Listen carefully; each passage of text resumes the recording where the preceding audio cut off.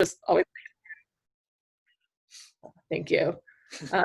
Yeah, so you'll get a notice about the meeting being recorded for the purpose of our archive, and then we always like to just get a sense of who we've got in the audience, tailor that a little bit. And I see some responses coming in. Let's see, kind of tied between librarians and professors, instructors right now, seeing some interested readers, couple researchers, publishers, other. It's got almost 90% of you answered, so I'll maybe share in just a second as I move on to the next slide. And then we should be dropping in the chat shortly the link for you to read along with the presentation if you want for Danielle's book, since it is available on Fulcrum, and her work in particular is kind of optimized for our Fulcrum experience, but she'll tell you more about that later. A little bit about the University of Michigan Press. We've been around for 90 years. We publish about 100 books a year. We have a lot of strong titles in political science, performing arts, classics, American studies, and then we have a really robust African and Asian studies collection. We also have a particular specialization in English language teaching and doing books that support the Great Lakes region. And we have a very strong commitment to digital scholarship, as you'll see through our Fulcrum platform. And we do a lot to promote open access. I'm gonna go ahead and end the poll since basically everyone voted. And I'll go ahead and share the results. So yeah, mostly professors and librarians, but pretty decent mix. No competing authors, Danielle, in the audience today. All right, so, and then there we go. And like I mentioned, all of our ebook collection is currently available for free on Fulcrum, including this talk today. And it's really, if you've not checked out our Fulcrum experience, it's really great if you may think of like, oh, the typical like PDF Kindle reader experience, and this really goes beyond that. You can interact with videos and different digital assets right in the platform, which is really nice. And if you are a librarian and you don't have our ebook collection, you can access that through LibreSpace. All right, and then that's the end of the intro, but before we have Danielle launch into her talk, we wanted to get a sense of how do you, as individual audience members, prefer to use open access, if that's something you're familiar with. We maybe should have done an option for, I don't know if maybe anybody's out there who hasn't really used open access ebooks yet, in which case, welcome, you're gonna learn a lot today. Getting some answers in. Thank you for everyone responding. We've got like a third of our answers. A lot of pleasure reading so far. Some teaching undergraduate students is kind of tied up there for a second. Got about 2/3 participating. Gonna give maybe a couple more seconds. Maybe some of you did really want that option of I don't really use open access ebooks.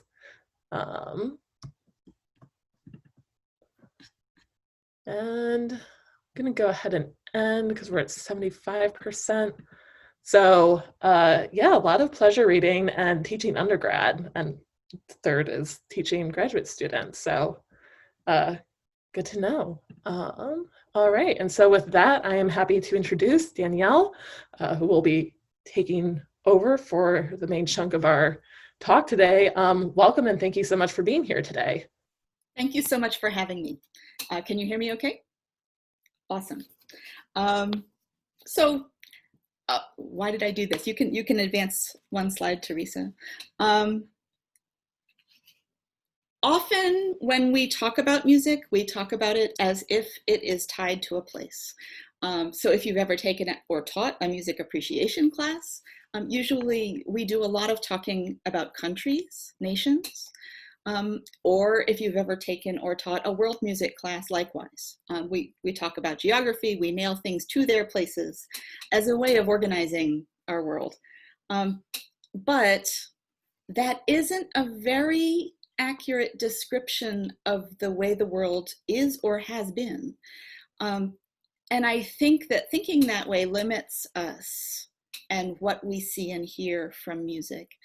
So what I'm shooting for with this book is a more connected story, a story that takes seriously that people have been moving around since the dawn of time, that national borders do not always define music, and to connect the human realities of how people live with the music they make. Teresa, you can move ahead a slide. So, we have a number of digital maps in the book, some of which are interactive, that attempt to show how music has moved. And the way the book progresses is to look at a number of different case studies to look at how music has moved, both through migration or travel and through media, and to look at, how do we listen with that in mind? How do we understand why music's movement matters?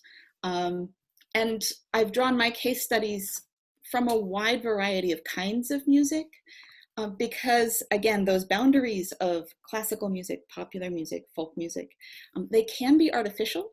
What we've seen, especially in the past half century or so, is lots of mixing. So I'd like to kind of get a handle on those processes as well as the music that stays put. So next slide, Teresa. So I've defined a number of key concepts. People in literary studies might call them threshold concepts. These are ideas that once you've grasped them, help you see the world differently and help you then interact with new things that you encounter. They help you think differently about music that you encounter or life situations that you encounter. So I've identified this set of key concepts, and the chapters are structured around these concepts. So I'll give you a few examples of the concepts and the case studies that I use to support those concepts. Next slide, please. So the first key concept is colonialism, which is rarely addressed in our music history books or our music appreciation books, but I think it's important. If you understand what colonialism was and is, it helps you understand how music can be a tool for power, for the people in power, or for people who want to challenge power. So I have a number of case studies in chapter 1 that are focused primarily in Indonesia, that talk about how colonialism has affected music making in Indonesia, and also how those relationships trickle out into the world. So we have genres of Indonesian music called tanjidor and kecak that have shown a lot of influence from European colonizers who came into Indonesia. And we also have the influence of Indonesian music on European music in the case study of Debussy, who imitated Indonesian music in his piano music. So understanding colonialism, I hope, will help people understand how invasions and social conflicts both have been shaped by music and have shaped music. So music is part of this big global story. Next slide, please. I have lots of case studies of mixing in the book, which sometimes people call hybrid music. I like mixing better. If you understand the idea of mixing and of styles that have come together and been reworked and remixed, it helps you understand how composers make choices about conveying meaning through their music. You can, look at it broadly in terms of whole, batches of music or repertoires, but you can also look at it through the choices of individual musicians. And the choices people make about style or how to choose their form of expression, those are very intentional choices and they matter. So thinking about mixing helps us with a social understanding, but it also helps us with a musical understanding. A good example of this is chapter 6, where I talk about a lot of different kinds of mixing. Starting in the 1960s, classical music composers were very interested in mixing. So you have people like Lou Harrison and Steve Reich who intentionally borrowed internationally. But recently, we also have a ton of music where the seams don't show anymore. In those early borrowings, you could always tell that something was being borrowed. There was always a distinction. And recently, we have lots of music making that doesn't show the seams anymore, where the blends are intentional and they're still heterogeneous, but they're pretty thoroughly mixed. So Courtney Bryan's Yet Unheard is a good example. This is a piece for choir, orchestra, and soloists. It is a recent piece, and it's about Sandra Bland, who died in police custody in 2015. So it's a mournful piece and a piece of social critique.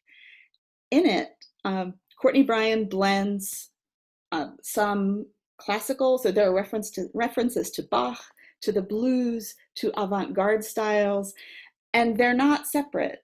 They're all blended in into this piece. She calls herself a composer who is beyond genre, and I think that's exactly right. So thinking about mixing lets us sort of identify these different elements, but also see how they fuse together. Next slide, Teresa. I also talk in chapter 7 about ownership and earnings. I talk about copyright, the ownership of music. If you understand this concept, you can see how the marketplace works and how it places constraints on artists. What you see if you look at copyright in an international context is that it serves some interests and not others. And you see that it is not a huge factor in some forms of music making. There are people who have learned to work around copyright, sacrificing earnings in certain regards, because copyright doesn't work very well for them. So again, this is a way to address global inequality, to see and address the differences in how copyright is made and enforced. It also lets us think about ownership and earnings, how they operate in our musical spheres. I think Spotify is a good example of how the copyright situation is evolving, so that streaming media they're watching us, they're learning about us, while retaining some control over how we listen. So all of those factors are part of this story. And I think what we're going to see in the future is the streaming issue is going to become more and more significant globally, even in places where right now music is still mostly on physical media. So I think this conversation, what I hope is it brings money more into the story. If we talk about music appreciation or world music, sometimes we don't talk about money at all. We treat music as if it's a separate, special kind of thing. And I'd like to encourage all of us to think about the material factors that contribute to music making or constrain it. Next slide, Teresa. Migration is another key concept for me. And I deal with it early in the book, but I also return to it at the end. So part of chapter 8 looks at music made by Korean Americans. And that is, of course, a very heterogeneous situation. We have some Korean folk traditions that have come to the United States and come to be practiced in the United States. The image you see here is a photograph by Soo-Jin Kim of a Pungmul performance in Los Angeles. So this is Korean traditional music performed by Korean American college students, some of whom may not speak Korean, but they've picked up this practice as a kind of heritage practice that has value for them. This chapter also looks at Korean Americans in classical or concert music, and that too can be a situation where there's mixing.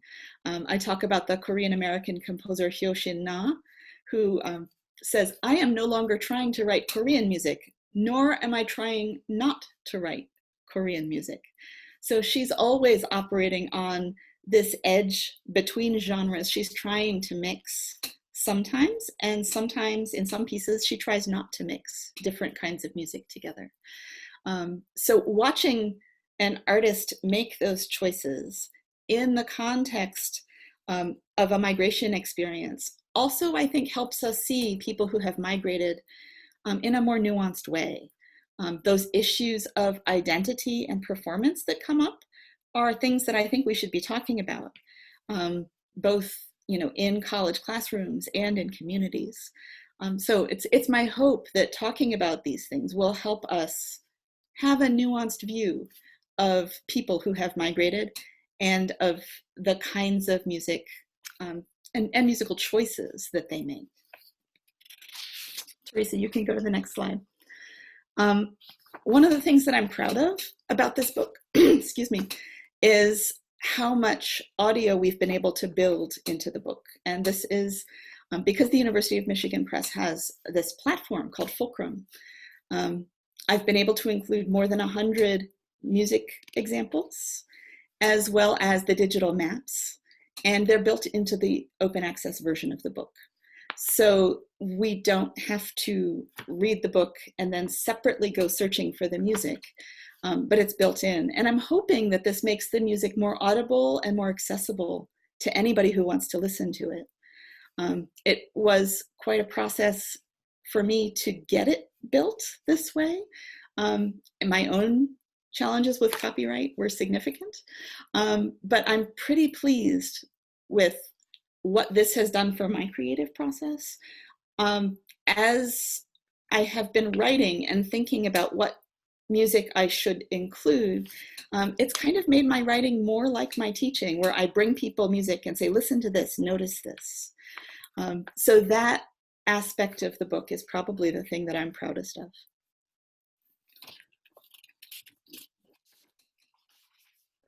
I'm going to go ahead and launch our ending poll, and this is a great time if you have questions from the presentation. You can definitely drop those into our Q&A, and then answering the question about, we're curious for teaching, I'm getting some results of how you would want to use this. And while we're waiting for the poll and the Q&A, Danielle, I was curious as you were talking about and do you really see like a shift in the popularity of fusion and migrated music in like the modern, like in kind of the last like couple decades or so? Like, is there definitely like an increased trend in encouraging that sort of movement of music, or has it kind of like always been there and we just haven't called as much attention to it until now? This book comes out of a course that I taught. And so for years, I got to have this conversation with students. And we started with the question of, describe your musical world and how global is it? And what we found was that it totally depends on you as an individual, and it depends on who's in your network, your personal network, your social network. I found that some students are deeply into mixed musics and actively seeking that out. I had students bringing me the most wonderful examples of things that they're passionate about, things that they have found in various places or been connected to by friends. I also found that some people, I think, are overwhelmed by the amount of music that's available, and depending on their network, that their network may not be serving them new music on a regular basis. So it might be up to that individual to seek it out. So some people, I think, live in a very constrained musical way. So that it depends is a funny answer, but it's very personal. And I think that having that conversation made me aware that even within one community, different people are having very different experiences based on their connections through media and based on their social networks. Yeah, I'm going to go ahead and share the results for a poll about using the course. So a lot of grad responses, some music appreciation. So do you have any thoughts based on seeing the polling there about how your text could be used in those contexts that they're interested in? Yeah, I hope, I've tried very hard to write it in a way that's accessible, that the language is not too difficult.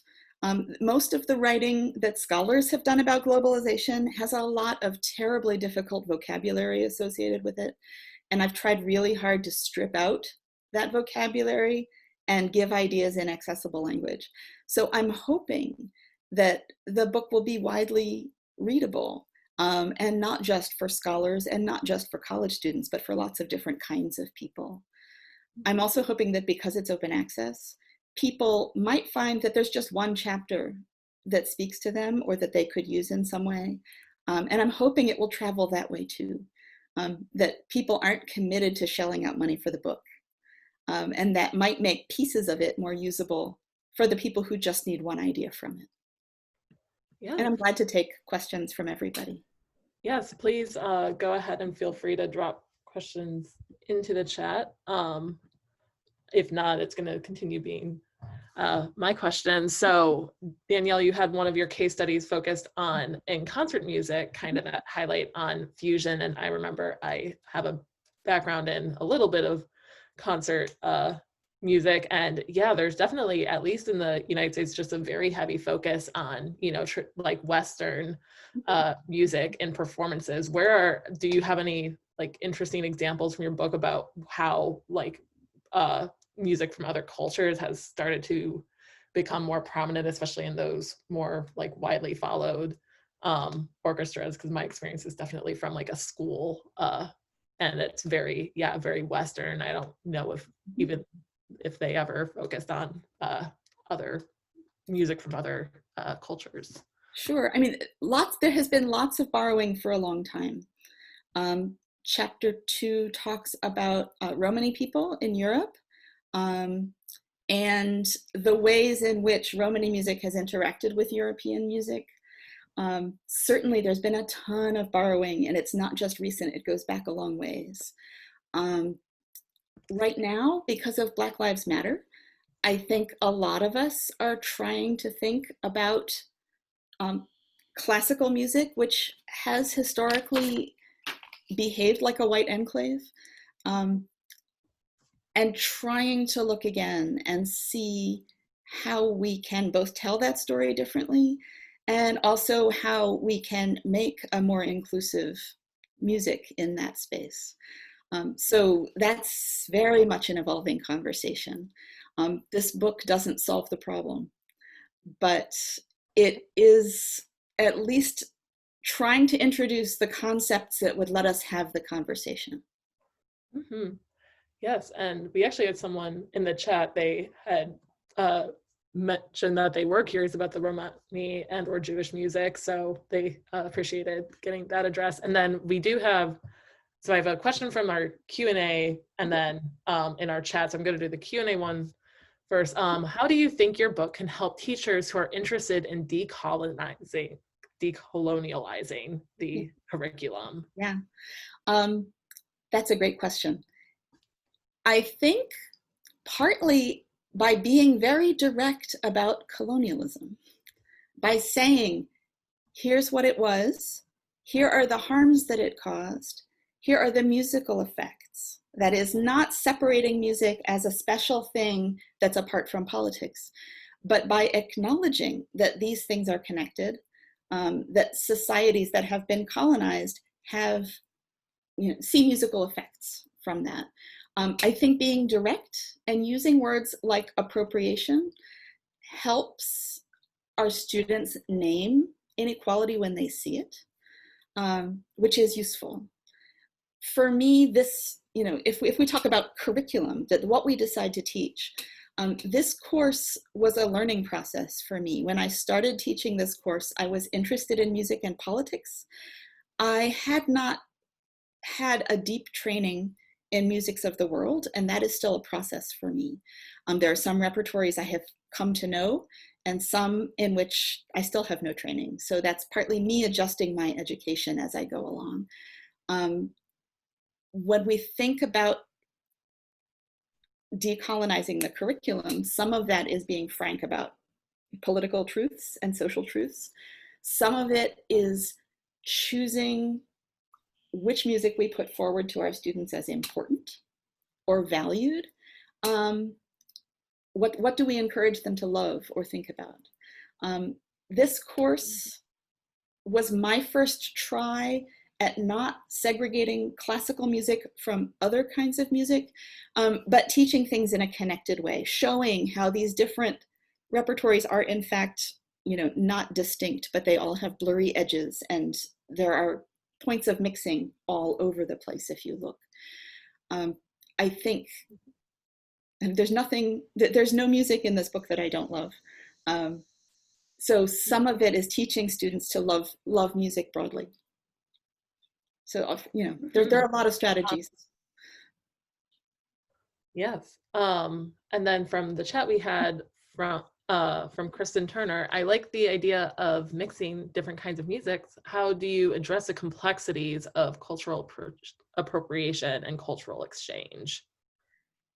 Again, partly through being very direct, and through bringing up enough different situations that students or readers can start to see why it's complicated. So in the chapter on African American music traditions, I talk about blues and sacred music, spiritual song. I also talk about artists who chose to join the classical music tradition.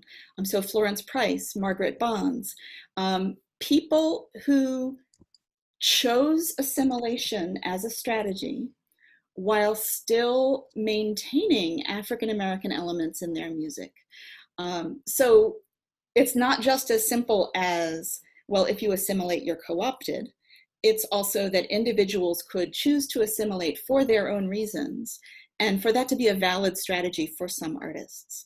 I think certainly I found that a lot of people are very cut and dried in their thinking about appropriation. Today's generation of undergrads would tend to say, well, all appropriation is bad. And I'm not sure that that's a tenable position once you start looking at all the different ways that appropriation has worked. So I try to call attention to power disparities, but I also call attention to the fact that musicians are magpies. They borrow all the time, to show the good and the bad about those situations, in the hopes that people will then apply that kind of nuanced thinking elsewhere in their life when they go out into the musical world.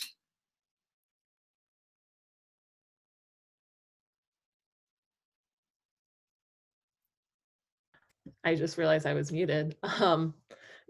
Thank you for that answer, Danielle. And thank you. People are leaving some very nice comments in the chat. So thank you. Please feel free to keep any questions coming. Danielle, as you were answering that question, I'm going to go ahead, and I love that I'm going to plug some questions in today. So I'm curious, how would you help define the difference between appropriation and fusion in music? That definitely, that's kind of where the line is, right? It's, if it's appropriation, that's bad, but fusion is, bringing them together in a nice way. But how do we really define that in practice? Oh yeah, this is so tricky. Appropriation is taking something for yourself. And if you think about musical appropriation, some of it looks like theft, right? I mean, if you think about what has happened to African Americans or in early African American popular music where other people took the royalties, clearly that's a kind of theft. You can also have harm that's not theft. So you might see a situation where, for instance, an African American style or practice is taken by a white musician, even if they're not stealing royalties, it can feel like a misrepresentation. So there's a kind of an ethical or moral harm involved there. So I want to be careful about those kinds of cases.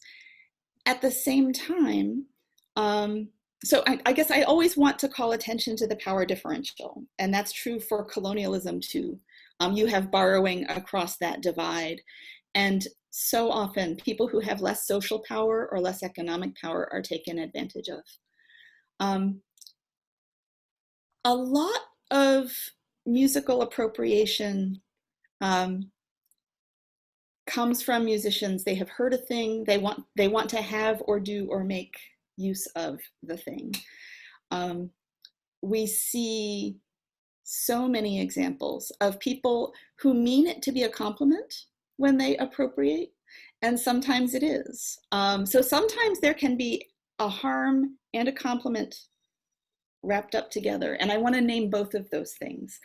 So, Liszt and the Romany people is a great example.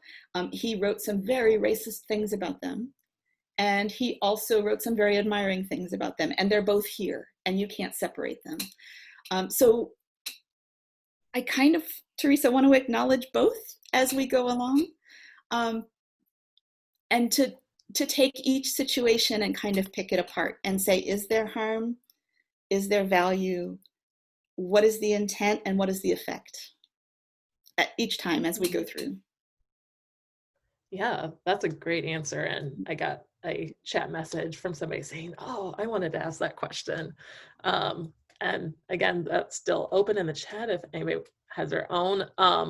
Another thing that you called out in your previous answer was this great quote about musicians are like magpies, because I feel like in trying to understand different cultural attitudes around music, like the difference in cultural attitudes around copyright is such a huge, I feel, barrier, especially in the more like in the business world of music, for sure.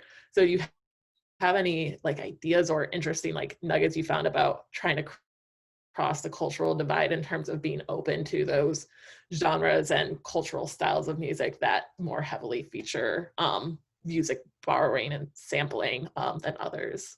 There is such a wonderful large amount of writing that has taken place in the past 5 years or so about genres that blend and about copyright. So, I can recommend Kay Goldschmidt's book on, it's called Basso Mundo. Eric Drott has done some wonderful writing about Spotify and how it sort of channels you into an enclosure to sort of focus your listening and to watch you as you listen. In terms of global copyright, Ryan Skinner has written about piracy in the West African context, specifically in Mali, where artists are just poorly served by international copyright treaties. They're not making the kind of money from their work that they should be making and the kind of money that would allow them to support themselves. The Brazilian case study I talk about in the copyright chapter is another good example where people are mixing and remixing music constantly. They sell it at concerts with the idea that your main money-making event is the concert, and you might make a little bit of additional money on the copies of your mixed and remixed music. But this music is poorly protected by copyright, and it also sort of skirts copyright in remixing other people's music without permission. So there are social situations where artists are finding ways to earn money that don't relate well to international copyright law, precisely because they're poorly served by copyright law. So this remains a huge challenge, and it does affect what we get to listen to. Mm-hmm. I have another question from the chat. Thank you for this excellent presentation. What is an appropriate response to music groups, composers, and artists who are borrowing but are not as sensitive as they could be? We are currently living in a cancel culture, and this seems to be the primary response currently when an artist missteps. Is there a more constructive means of dealing with artists who culturally appropriate rather than canceling them? So kind of a twofold question. Right. So yeah. This is so hard Yeah. right now.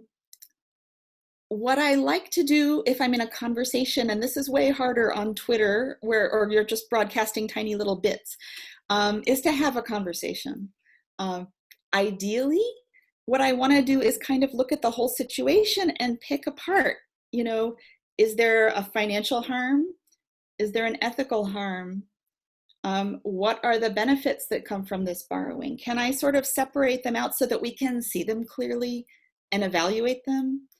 I also kind of want to leave room for those artists to get inspired, to think differently. Like, I don't want to make them my enemy, right? I would like ideally to leave room for them to come around and say, gosh, I didn't think about that before, you're right. Or gosh, maybe I could think about that a different way. So I guess I'm not a huge proponent of canceling, because I want people to get nuanced in their thinking, and canceling is tough. On Twitter, I think we spend a lot of time denouncing for reasons, and the medium is not very well suited to subtle thinking or to gradual conversations that evolve. So I hope we can also have those conversations in formats where we can do the nuanced kind of thinking. Mm-hmm. Yeah, I think there's an even greater interest today in, that discussion of cultural origins of music, but it's also gotten harder to talk about them as that interest has been surging. Let's see, any other questions from the Q&A or the chat are welcome. I'm processing everything from your talk, Danielle, and we've gotten a lot of comments in here about being happy that this is available for free download and open access, and saying that they want to use chapters and in their music appreciation classes. Yeah. So maybe, I don't think we got a ton of authors in our survey at the start of the talk, but I mean, if anybody in the audience has been thinking about publishing, and especially since here they're more music oriented, what, like, to you talked a little bit about how it was kind of a difficult process in some ways with the copyright for sharing these, but any thoughts about why someone should publish open access? I know you're a little familiar with talking about that as well. Yeah. For me, there were a lot of advantages to this format. I have become committed in my teaching to making as much available as I can at a low cost to my students. So that has been, an experience for me professionally that has shaped how I feel about this. The opportunity to build music into the book was so tantalizing. So that was, I think, a joy that has also changed how I write. So as I write about music now, I'm putting all kinds of music links in my footnotes if it's something that's going to appear on paper. So clearly, I want people to be able to listen, and this is a way to get that job done. I'm hoping that I'm happy that there are some people here who call themselves interested readers, because I'm hoping that this doesn't have to be an academic book, or exclusively an academic book. As I wrote it, I was thinking not only about my students, but also about people in my community who care about music. I know a lot of people who are, lifelong musicians, some of whom work in music, some of whom don't work in music, but who are involved in these kinds of conversations all the time. So I kind of wanted them for this to be available as equipment for them in their conversations as well. Mm-hmm. For sure. I feel like it's very accessible as a non-academic. I've enjoyed browsing through. So thank you so much, Danielle, for your time today. I'm going to turn the end of this presentation over to Sean, our sales manager and co-host, to close us out today. Thanks, Teresa, and thanks so much to Danielle Fosler-Lussier for that great discussion of her book, Music on the Move. As we have mentioned, this book is open access. You can read it anytime you like on Fulcrum. And if you do want a physical copy or more portable ebook, you can use code UMMusicVA at our website for 30% off. And if you advance the slide, please. You can also, if you prefer, support your local bookshops. We can drop some links in the chat for Professor Fosler-Lussier's local shop is Book Loft of German Village in Columbus, whereas we have Bookbound in Ann Arbor, as well as some other great shops like Literati. And as we said, you can explore not only this book, but any of our ebook collections for free until August 31st on Fulcrum. And if you want to reach out to Danielle or either Sean or myself after the talk about anything, please feel free to do so. Thank you again for attending today. We'll be sending out a copy of that recording when it's available if you want to share, or you can always follow us on Twitter or YouTube to get more direct notification about that. Yeah, thank you for attending today. Thank you, Danielle, for your time.